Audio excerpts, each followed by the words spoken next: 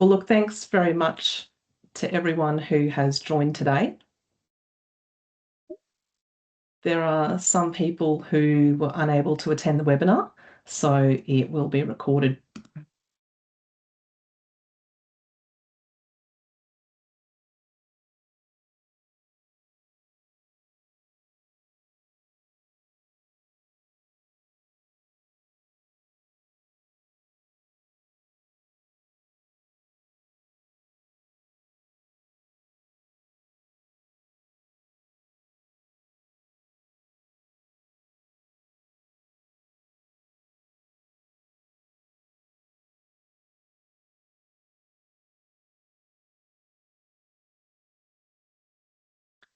I'm aware that many of you have taken the time to read through my report because we all know with H5, preparedness isn't optional, it's essential. If you're a farmer, vet, researcher, nutritionist, hatchery, environment, or wild bird expert in the biosecurity, animal welfare, or food safety areas, I hope that you feel as I do that there's something in my report for you. As a comparison, Australia has 20 million hens compared to Japan with about 140 million hens. We're aware that H5 can move to humans, and we haven't had it on the mainland, but at the time of writing my report, Japan was experiencing incidences of H5 avian influenza. There was 11 confirmed HPAI outbreaks on poultry farms in Japan this season, and most recently confirmed during my stay was on December 29th, 2025, just before I returned.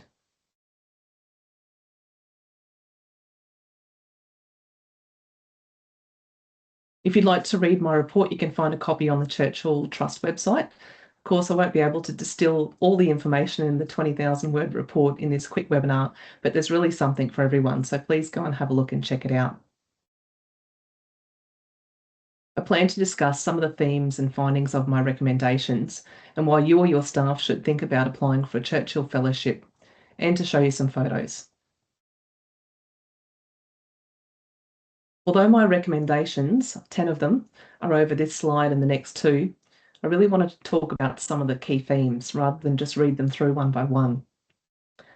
So running through shared responsibility, state and territory governments should require poultry owners, commercial and backyard, to actively access biosecurity information. If you own birds, you really need to stay informed. It's that simple. Governments in Japan have an expectation that if you're a bird owner, you will have shared responsibility to understand what is happening in the biosecurity space. Industry communication. Egg Farmers of Australia will continue strengthening how we provide preparedness updates so that farmers can make informed decisions before a crisis hits. Transparency during outbreaks. When a disease response is underway, government should hold community webinars so local residents understand what's happening. Clear communication reduces fear and misinformation, and particularly if Australia has H5, it's important that the general public understand more about this strain. In Japan, this was actually done face-to-face. There have been instances in Australia where state and council communications have been a bit clunky, and this could be improved by taking this approach. Farm level biosecurity. All poultry owners should have a clear biosecurity plan, including how they'd manage disposal of birds if needed, and practical steps to reduce airborne spread of H5. I've specifically recommended non-woven fabric barriers as a tool farmers can consider to reduce airborne risk. Farmers may be able to consider any alternatives to use this material across filters or key areas of their farm. I've been to farms with curtain-style rearing facilities here in Australia, and these would be suitable to have this kind of farm-level biosecurity measure introduced. Mr. Akagi from Fusion Eggs uses the non-woven fabric over simple metal frames each AI season to reduce the risk of airborne H5 avian influenza. In relation to food safety, the way that Japan undertakes food safety is proactive and forward-approaching. In relation to wild birds, I mentioned in my report the work being done in Japan with cormorants, ensuring that these fishing birds are immunised for AI. We also need faster H5 testing, stronger food safety leadership around elevating the role of food safety supervisors, recognition that some consumers purchase raw eggs for eating, and therefore safety messaging must adapt. More value-added egg products in hospitality will expand our egg products for industry and ease staffing pressures. Clearer protocols around drone usage during outbreaks so that farms aren't unfairly exposed. It was upsetting to hear that a couple lost their life in Japan due to the pressure of being faced with H5 Avian Influenza. We must really consider the mental health side of things. Intensive industries have joined together to write to the relevant minister and CASA to discuss the drone issue further. We're in the process of scheduling a meeting. And continued collaboration between Australia and Japan as technology evolves. And now for some photos. The Japanese people eating 330 eggs a year. There's just eggs everywhere. This slide shows some of the items available at convenience stores. The entrance of Japan's main co-op with egg brochures and omelette rice mascot, along with a vending machine outside the co-op selling egg dessert products. This chart that was viewable at the Japan Egg Industry Association outlines the price of eggs across the year.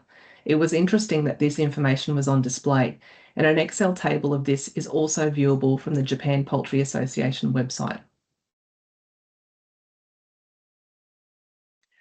This slide looks at information available by the Ministry of Agriculture, Fisheries and Forestry on HPAI responses. Speaking with representatives from Kewpie Mayonnaise and Kewpie Corporation, they mentioned how quick and reliable the HPAI department information is and the transparency that's publicly available. The other image focuses on supports for farmers through an industry and government initiative should there be a reduction in eggs due to HPAI. There's a mutual insurance also available for egg farmers.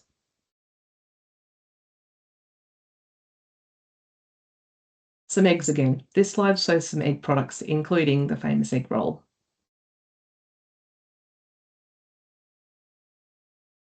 You may be surprised to know that eggs are normally sold in 10 packs, not a dozen. But there's also 4 packs available, or onsen tamagos, steam eggs, are available and can be brought in a single egg pack. For those of you that saw my LinkedIn post around the egg stall I visited, Japan has 18 yolk colours. As per this yolk fan that I was given while in Japan. The culture of eating raw eggs had me visit a pop-up stall which would feature over 100 different types of eggs from around Japan. You can see the yolk variation from a yellow to a deep red. Also, the eggs in the other photos are packs of eggs that are marinated. As they include vinegar, they don't need refrigeration. Given a number of people on this webinar are from food-related areas or food regulators, this slide may be of interest to you. It outlines the different approaches towards food safety culture between Japan and Australia. I received some great feedback on this table, so I wanted to leave this up for a minute just for you to be able to have a view of it.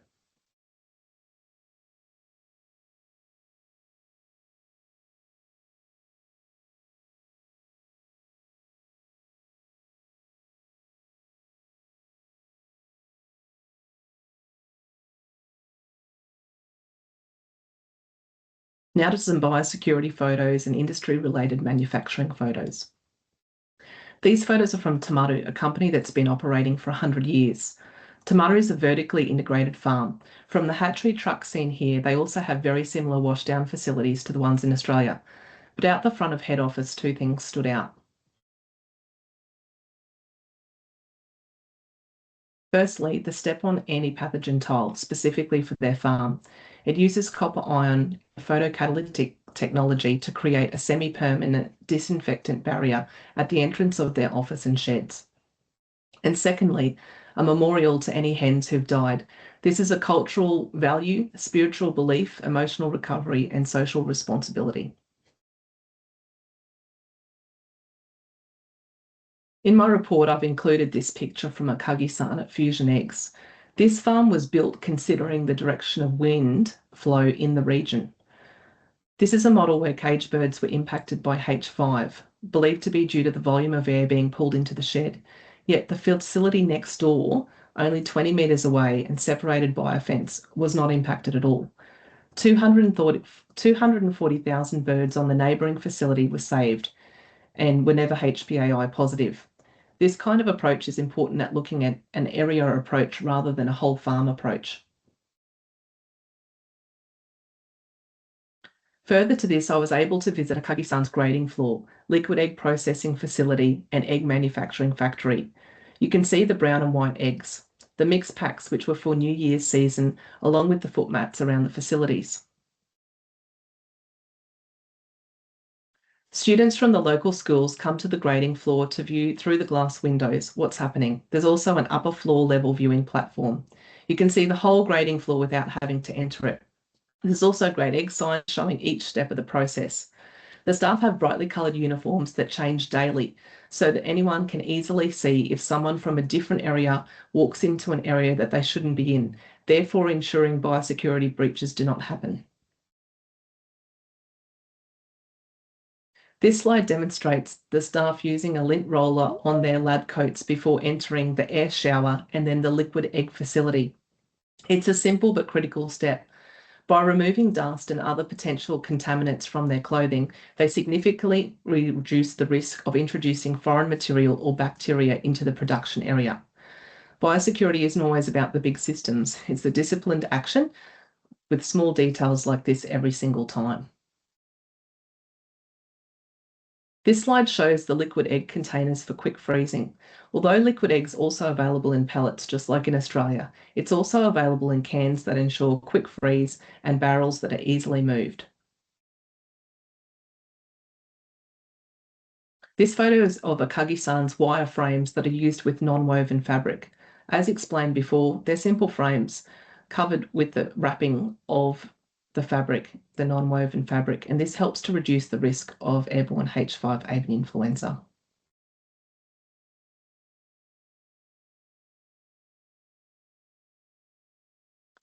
This photo shows egg products, but also includes a steam bath, which is used to kill bacteria on the outside of the product on the cryovac packaging before leaving the factory.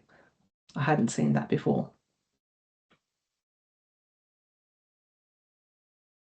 Thank you for everyone who met with us and provided information to me in Japan. This is a short clip from within the egg factory.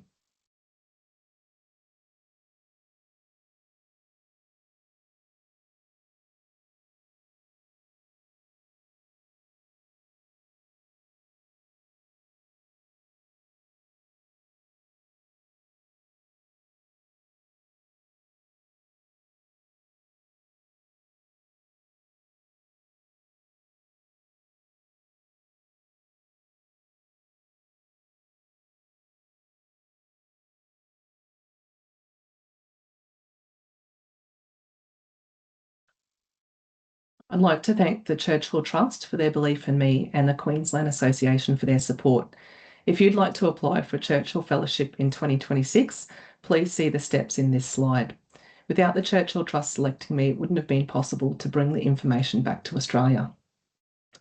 And in relation to my employers, I'd like to thank the EFA board and staff for their support, and also my Saturday employers, Dominic and Nadine from Doblos of the Flower Room, that allowed me to travel to Japan in December, traditionally a time that staff don't have time off. Without the support of both my employers, this wouldn't have been possible. If you have any queries, please feel free to reach out to me at the email shown on the slide.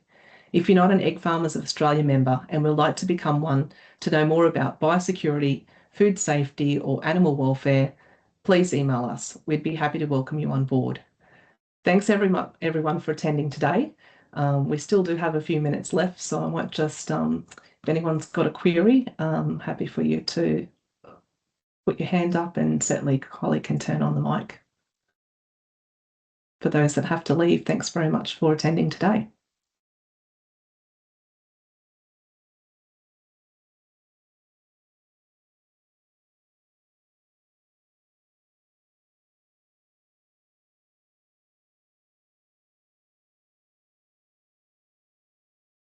Doesn't look like we've got any questions coming through. Oh, Cecilia. So the one non-woven fabric is actually very similar. It's like the material that we used in our COVID masks during COVID. So they basically have a big roll of sheets, just like any kind of fabric, but the material is actually what we were using during the COVID period.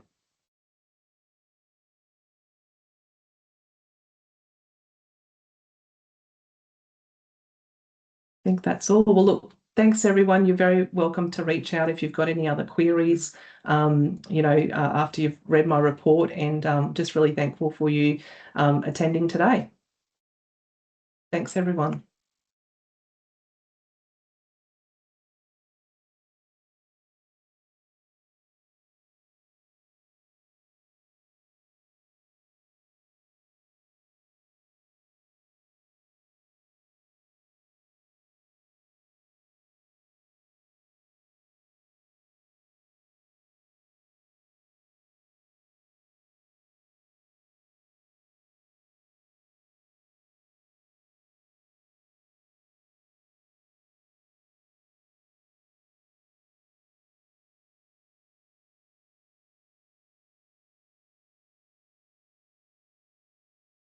Thanks, Kylie. Are you right to